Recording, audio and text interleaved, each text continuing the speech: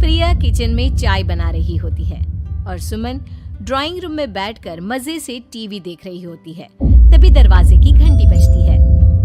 प्रिया, जरा देखना तो कौन आया है। देखती हूँ मम्मी जी। प्रिया दरवाजा खोलती है तो सामने पड़ोस वाली विमला आंटी खड़ी होती है। नमस्ते आंटी जी, कैसी हैं आप? मैं तो बिल्कुल ठीक हूँ बेटा, पर तेरी सास को क्या हुआ है? आजकल कहीं दिखती ही नहीं है। जब देखो तब टीवी के आगे जमी रहती है। अंदर तो आइए आंटी। अरे ओ दीपक की अम्मा, कहाँ हो? अरे विमला, आओ आओ, क्या बात है, बड़े दिन बाद याद आई तुम्हें मेरी। मैं तो हमेशा ही तुम्हें याद करती हूँ, पर तुम ही गायब रहती हो और आजकल तो बाहर भी नहीं आती जाती। तबीयत तो ठीक है ना तुम्हारी? अरे तबीयत को क्या होना है, इस उम्र में तो कुछ ना कुछ लगा ही रहता है। मेरी छोड़ो, तुम ये बताओ कि क्या चल रहा है गली मोहल्ले में। तुम गली मोहल्ले की छोड़ो, चल तो तुम्हारे पड़ोस में रहा है। तुम्हारी नई सहेली आई है। मेरी कौन सी नई सहेली? मैं तो यहाँ बस तुमसे बातचीत कर लेती हूँ या फिर बाजू वाली शर्मा की बहू से 2-4 बातें कर लेती हूँ। इसीलिए तो कहा कि तेरी नई सहेली आई है। अब कोई पड़ोस में आया है तो बात तो होनी ही है। कम से कम इसी बहाने हमारा भी एक ग्रुप बन जाएगा। फिर सब मिलकर अपनी बहुओं की शिकायतें किया करेंगे।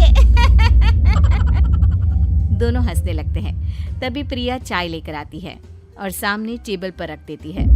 दोनों चाय पीती हैं और बातें करते हैं। चलो मैं चलती हूँ, अब कल मिलते हैं। राम राम। अगले दिन प्रिया किचन में कुछ काम कर रही होती है और सुमन आराम से सोफे पर बैठकर मटर छिल रही होती है। तभी डोरबेल बजती है। प्रिया दरवाजा खोलती है तो सामने उनकी नई पड़ोसन खड़ी होती है। जी, आप कौन? मैंने पहचाना नहीं। नमस्ते बेटा, मैं शारदा, आपके बगल वाले घर में अभी 2-4 दिन पहले ही शिफ्ट हुए हैं। ओह अच्छा। नमस्ते आंटी, अंदर आइए ना आप। देखिए तो मम्मी जी, आज कौन आया है। इतना कहकर प्रिया किचन में चाय बनाने चली जाती है। नई पड़ोसन को घर पे देखकर सुमन थोड़ा हैरान हो जाती है। नमस्ते बहन जी, मैं शारदा, आपकी नई पड़ोसन। अच्छा, आप हैं हमारी नई पड़ोसन। आइए आइए, और बताइए कैसी हैं आप? जी बिल्कुल ठीक हूँ। वो दरअसल घर पर छोटी सी पूजा रखवाई थी, बस उसी का प्रसाद देने चली आई। सोचा इसी बहाने नए पड़ोसियों से भी मुलाकात हो जाएगी। ये तो बहुत अच्छा सोचा आपने। सुमन प्रिया को आवाज लगाती है। अरे ओ बहू, जरा चाय पानी का तो आके पूछ लो। ये आजकल की बहुएं भी ना, जब तक बोलो नहीं तब तक कुछ नहीं करेंगी। आई मम्मी जी। प्रिया चाय लेकर आती है। दोनों बैठकर चाय पीती हैं और खूब सारी बातें करती हैं। अच्छा बहन जी, अब मैं चलती हूँ, फिर मिलते हैं। अब तो आना जाना लगा ही रहेगा। शारदा के जाने के बाद प्रिया किचन से बाहर आती है। क्या बात है मम्मी जी, आप दोनों को देखकर तो लगा ही नहीं कि पहली बार मिल रही हो।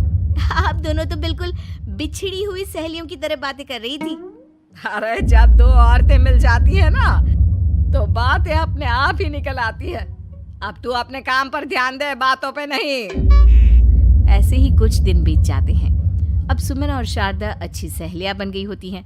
दोनों एक साथ मंदिर जाती, मार्केट जाती और कभी कभी तो विमला भी इनके साथ मिलकर खूब हंसी ठिठोली करती। एक शाम तीनों बैठकर सुमन के घर पर चाय पी रही होती हैं कि तभी बहुत तेज बारिश शुरू हो जाती है। सुमन जोर से प्रिया को आवाज लगाती है। प्रिया, ओ प्रिया, देख कितनी तेज बारिश हो रही है। जाके छत से सारे कपड़े ले आ, नहीं तो सब भीग जाएंगे। सुमन 2 बार आवाज लगाती है लेकिन प्रिया का कोई जवाब नहीं आता। शायद प्रिया कुछ काम कर रही है, इसीलिए कुछ जवाब नहीं दे रही। अरे काहे का काम, आराम फरमा रही होगी महारानी। तभी प्रिया बीमार हालत में अपने कमरे से बाहर निकलती है। हाँ मम्मी जी, क्या हुआ? मेरी तबीयत थोड़ी ठीक नहीं है ना, इसलिए आग लग गई। अरे सारे कपड़े भीग गए और तुझे सोने से फुर्सत नहीं है। सबके सामने सुमन के मुंह से ऐसी बातें सुनकर प्रिया उदास हो जाती है और छत से कपड़े उतारने चली जाती है। सुमन, ये क्या बात हुई? प्रिया ने बताया ना कि उसकी तबीयत ठीक नहीं। इसलिए उसकी आंख लग गई। तुम भी ना खामखा उसे सबके सामने सुना दिया। अरे आप नहीं जानती शारदा जी, कुछ बहुएं ना बहुत आलसी होती है, घर का एक काम नहीं करना चाहती। ऐसा नहीं है सुमन, तुम्हारी बहू तो बहुत प्यारी है, तुम्हारी सारी बात भी तो मानती है। हाँ सुमन, तुम प्रिया के बारे में ऐसा क्यों सोचती हो? मेरी भी दो बहुएं हैं, लेकिन मैं उन्हें अपनी बेटियों की तरह रखती हूँ। आखिर वो भी तो किसी की बेटियां ही है ना। और अगर तुम ऐसा ही व्यवहार करोगी तो एक दिन प्रिया भी तुम्हारे साथ ऐसा ही बर्ताव करेगी। शारदा और विमला की बातें सुनकर सुमन की तो बोलती बंद हो जाती है। वहीं प्रिया भी बाहर से सारी बातें सुन रही होती है। अरे मैं कोई उसकी दुश्मन थोड़ी ना हूँ, मैं भी उसकी माँ हूँ, लेकिन कभी कभी सास बनना पड़ता है, नहीं तो बहुएं हाथ से निकल जाती है। देखो सुमन, ये सब सोच का फर्क है। अगर तुम ये सोचोगी तो कभी प्रिया को अपनी बेटी नहीं बना पाओगी। इतना कहकर शारदा और विमला वहां से चली जाती हैं और सुमन अकेले बैठकर उनकी बातें सोचने लगती है। अगले दिन प्रिया और दीपक अपने कमरे में बैठकर बात कर रहे होते हैं और सुमन उनके कमरे के बाहर कुछ काम कर रही होती है और उन दोनों की बातें सुन लेती है। दीपक, तुम्हें पता है हमारे पड़ोस में जो शारदा आंटी है ना, बहुत अच्छी हैं। अच्छा, ऐसा क्या हो गया जो तुम्हें वो इतनी अच्छी लगने लग गई? कुछ खास नहीं, बस कल जब मम्मी जी मुझे सबके सामने सुना रही थी तो शारदा आंटी ने मेरा साथ दिया। मैं तो सच में हैरान ही रह गई थी जब उन्होंने मम्मी जी को मुझसे ऐसा बर्ताव करने के लिए मना किया। अच्छा, फिर क्या हुआ? होना क्या था, शारदा आंटी तो मम्मी जी को समझा ही रही थी कि बहू को भी बेटी की तरह ही रखना चाहिए, लेकिन मम्मी जी तो मम्मी जी है ना, उन्हें तो मुझ में हमेशा कमी ही दिखती है। काश मुझे भी शारदा आंटी जैसी सास मिली होती जो मुझे भी अपनी बेटी जैसी समझती। सुमन ये सब सुनकर बहुत उदास हो जाती है और वहां से चली जाती है। प्रिया की बातें सुमन के कानों में बार बार गूंज रही थी। उसे बहुत शर्मिंदगी महसूस हो रही थी कि उसने प्रिया के साथ बहुत गलत किया है। अगले दिन सुमन शारदा और विमला को बुलाती है।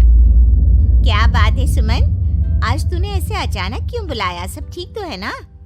हाँ हाँ, सब ठीक है, तुम दोनों बैठो तो सही। तब तक दीपक और उसके पापा भी आ जाते हैं। प्रिया, तुम भी आ जाओ। क्या हुआ मम्मी जी, आपने बुलाया? हाँ प्रिया बेटा, मैं आज सबके सामने तुमसे माफी मांगना चाहती हूँ। मैंने आज तक तुम्हारे साथ बहुत बुरा व्यवहार किया है, लेकिन तुमने कभी भी मेरे साथ बुरा बर्ताव नहीं किया। मुझे अपनी गलती का एहसास हो गया है, हो सके तो मुझे माफ कर देना। प्रिया अपनी सास की बातें सुनकर हैरान हो जाती है। उसकी आंखों में आंसू आ जाते हैं। प्लीज मम्मी जी, आप मुझसे माफी मत मांगिए, मैं भी आपकी बेटी ही हूँ। वैसे एक थैंक यू तो मेरी नई सहेली को भी बनता है, जिसकी वजह से मुझे मेरी गलती का एहसास हुआ। शारदा बहन, आपका बहुत बहुत शुक्रिया जो आपने मेरी आंखें खोल दी। अरे क्या सुमन, तुम भी ना?